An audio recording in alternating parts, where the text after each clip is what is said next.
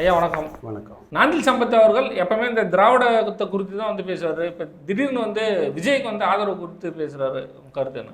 அதாவது அரசியலில் ஒரு ஓடினான் அந்த பராசக்தி படத்தை மாதிரி ஓடினான் எல்லைக்கே ஓடினான் அப்படின்னு அவர் தேர்ந்தெடுத்த தலைவர் வைகோ அவர்களை தேர்ந்தெடுத்து அந்த பாவத்துக்காக இன்றும் அவர் கடைசி வரை ராஜ்யசபா எம்பி பதவியை அலங்கரித்து மகனுக்கு ஒரு எம்பி பதவியை வாங்கி கொடுத்துட்டு அவர் லட்சியத்தை நிறைவேற்றிட்டு இன்னைக்கு கட்சியில் இருக்காரு. ஆனால் அவரை நம்பி போன ஐயா நாஞ்சில் சம்பத்தை நான் நினைக்கும் போதெல்லாம் மிக வேதனைப்படுவேன். சரக்கு படத்தில் ஒரு அரசியல்வாதியாக நடிச்சிருப்பாரு, அவ்வளவு அருமையாக நடிச்சிருப்பாரு. அவர் நடிச்சிருப்பாரா?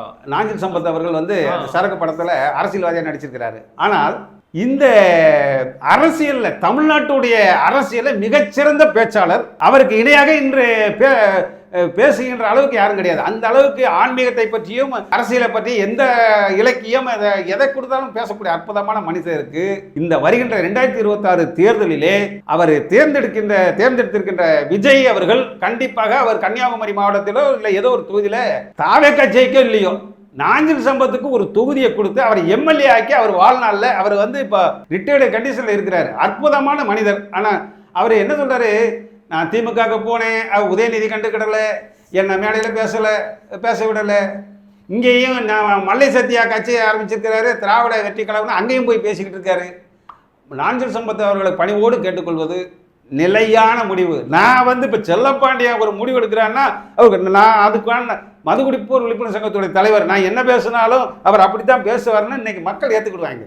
ஆனால் நாஞ்சில் சம்பத் அவர்கள் உங்களுடைய அரசியல் பக்குவத்திற்கு நீங்கள் தெளிவாக தாவேக்கா விஜய் என்றால் இந்த நவம்பர் மாசத்துல இருந்தாவது 2025 ஒரு நிலைப்பாடா அவர் இருக்கணும்ன்றாங்க. ஒரு நிலையோடு இருந்தால், ஏன்னா திடீர்னு வந்து ஒரு ஸ்டாலின் ஜெயிக்கணும்ன்றாரு. திடீர்னு வந்து அந்த இதை மாற்றி ஏதாவது உங்களுக்கு யாரோ பில்லி சூனியம் வச்சிருக்காங்க, அதை எடுத்து விட்டு நீங்கள் திராவிட கட்சிகளில் இருந்தாலும் கூட உங்களுக்கு பில்லி சூனியத்தை வந்து எடுத்து விட்டு நீங்கள் தமிழக வெற்றி கழகத்திலே ஸ்டெடியாக இருந்து நீங்கள் இருந்தீர்கள் என்றால் நிச்சயமாக 2026 சட்டமன்ற தேர்தலிலே தமிழக வெற்றி கழகம் விஜய் அவர்கள் உங்களுக்கு நிச்சயமாக ஒரு சட்டமன்ற தொகுதியில் போட்டியிடுவதற்கு சீட்டு தருவார் என்பதை நான் உத்தரவாதம் தருகிறேன். இல்லை மாற்றி பேசுகிறாரு. ஒன்று ஸ்டாலினும் ஜெயிக்கணுன்றாரு, இந்த சைடும் பேசுகிறாரு. அதைத்தான் இப்போ அவர்கிட்ட சொல்கிறேன். ஸ்டெடியாக, அதாவது ஒரு அறிவாளி வந்து மிகச்சிறந்த பேச்சாளர், தமிழ்நாட்டில் ரசிக்கக்கூடிய பேச்சாளர், அற்புதமான பேச்சாளர்.